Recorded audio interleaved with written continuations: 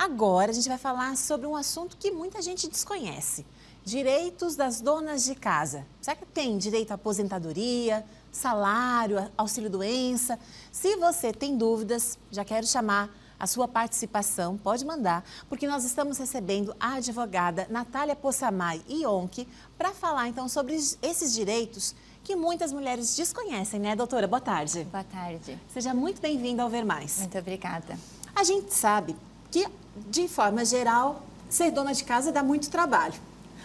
Mas algumas acabam optando por se dedicar exclusivamente, o que está tudo bem também, porque já é trabalho suficiente, né? Verdade. O resto é que a gente dá conta aí de conciliar. Mas o que muita gente até desconhece é que tem direitos. Agora, eu pergunto, como ter acesso, então, como se tornar uma pessoa que possa ter direito a reivindicar uma aposentadoria ou outro tipo de benefício? O primeiro passo é contribuir para o INSS. Então, como tu bem disse, a dona de casa, ela trabalha muito, mas ela não exerce uma atividade remunerada. Então, ela não recebe um pagamento por isso, ela não é uma empregada com carteira assinada. Então, ela pode se filiar ao INSS como uma segurada facultativa, que é justamente aquela pessoa que não exerce uma atividade remunerada, porque quem exerce é obrigado a contribuir, não tem essa opção de contribuir ou não contribuir, que é o caso da dona de casa. Então, o primeiro passo seria iniciar os pagamentos para o INSS. O INSS, ele é um seguro social. Então, para que você tenha direito, enquanto dona de casa, aos benefícios que o INSS disponibiliza, é importante que você esteja contribuindo para o INSS. Então, a dona de casa pode iniciar os pagamentos, pode fazer por meio daquela guia de pagamento, que ainda é aquela mesma antiga laranjadinha que compra nas livrarias, nas bancas. Existe a possibilidade de fazer online também, mas eu ainda acho que às vezes o papel é mais fácil até de controlar e de fazer o pagamento para quem não é tão familiarizado com a tecnologia. Existe um código específico para quem é segurado facultativo, para as donas de casa, e existem 3 alíquotas de pagamento. Então, quem é de baixa renda, que a gente considera, a lei considera até 2 salários mínimos, consegue contribuir com 5% do salário mínimo. Então, seria mais ou menos uns R$60 por mês. Existe uma outra alíquota reduzida também, que é de 11% do salário mínimo, que vai dar ali um custo mensal de uns R$130 mais ou menos. E esses são benefícios, são formas de contribuir que vão dar direito à maior parte dos benefícios do INSS e benefícios de um salário mínimo, porque justamente é 5% ou 11% de um salário mínimo.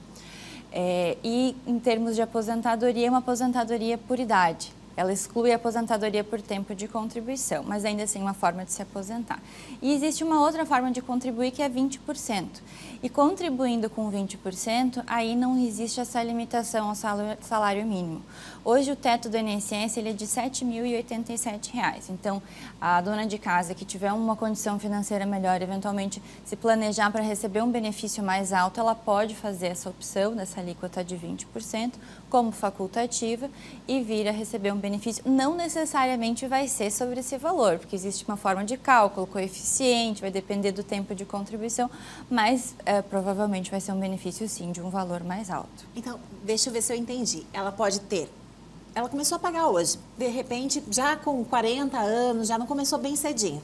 Então, ela vai ter que esperar para ser por idade e somado com esse tempo de contribuição? Tem que ter no mínimo 15 anos de tempo de contribuição, de carência que a gente chama, e aí vai somar com a idade. Sim, então a gente tinha antes da reforma, antes de 2019, uma aposentadoria também por tempo de contribuição, que no caso das mulheres elas precisam ter até a reforma, até 2019, 30 anos. Então, nesse teu exemplo que ela já tem 40 anos, 30 ela vai ter 70. Então, sim, é melhor contribuir, não necessariamente, às vezes, se optar pelo salário mínimo, contribui com 11% ou 5%, dependendo do caso, porque a idade vai chegar antes do tempo de contribuição. E aí é sempre importante fazer essa conta também. Tem o caso também, por exemplo, da dona de casa que teve carteira assinada durante muitos anos e às vezes, puxa, ela ainda é jovem, produtiva. Exatamente. Então, não necessariamente precisaria esperar até a idade. Hoje, ela é de 62 anos. Existe uma regra de transição, que é de 61 e 6 meses, mas a regra geral é 62. Então, é sempre bom avaliar também se já teve contribuição e quanto tempo de contribuição teve. Porque, às vezes, vale a pena contribuir com 20% e entrar numa regra de transição, numa aposentadoria por tempo de contribuição, que às vezes é antes do que a idade. Então, é sempre importante analisar cada caso e cada histórico. Então, para ver que começou agora, eu já tenho um histórico para ver como é que seria a melhor forma de contribuir. Sim, porque o INSS, né, a exemplo de vários outros serviços, tem os serviços digitais, mas em algumas situações pode não estar lá constando as contribuições, e aí que entra um advogado especialista, né? Isso, até a gente estava conversando que essa é uma situação que, infelizmente, acontece com mais frequência do que a gente gostaria. É muito comum das donas de casa que tem um histórico profissional, tem carteira assinada antes de ter filhos, antes de casar. Então, às vezes, esses 15 anos que precisava contribuir para uma aposentadoria por idade, ela já tem nessa carteira assinada. Mas quando ela entra no INSS, por ser um vínculo antigo, da época que o INSS não era digitalizado ainda, esses vínculos não constam. Então, é sempre importante, claro, a ferramenta que o INSS disponibiliza, ela é válida, mas é sempre bom comparar com o que você pagou de carnê, com o que você já pagou de carteira assinada, porque às vezes dá uma incongruência, então é sempre interessante conversar com um profissional. E tem mais alguma outra dúvida comum quando se fala em benefícios de dona de casa, que o pessoal costuma procurar? Tem. Com relação à pensão por morte, então, às vezes tem filho pequeno, tem menores, vindo a contribuir para o INSS, a dona de casa também pode gerar uma pensão por morte para os dependentes.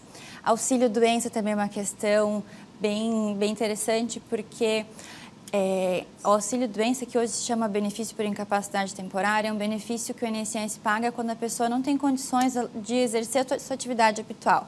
Então, às vezes ela pensa, puxa, mas eu não trabalho fora, não vou ter direito. Mas o trabalho doméstico é um trabalho bastante pesado, bastante árduo. Então, às vezes a pessoa está com algum problema ortopédico, enfim, qualquer doença que impossibilite de fazer as suas atividades habituais, que são as tarefas de casa, também, claro, vindo a contribuir para o INSS, preenchendo todos os requisitos, também tem direito. Doutora Natália, por mais que se critique, por mais que se saiba que o INSS, né, ele está defasado, as contribuições, o pessoal contribui e fica com aquela sensação que não vai valer a pena, mas é uma garantia, né, porque em caso de velhice ou da doença, enfim, qualquer coisa que aconteça, no mínimo é um salário que você tem garantido. Exatamente. É um seguro social, como a gente disse, né? Então, é sempre válido. É porque, às vezes, a gente se pega muito à crítica, né? Pensa assim, não, espero nunca depender do INSS.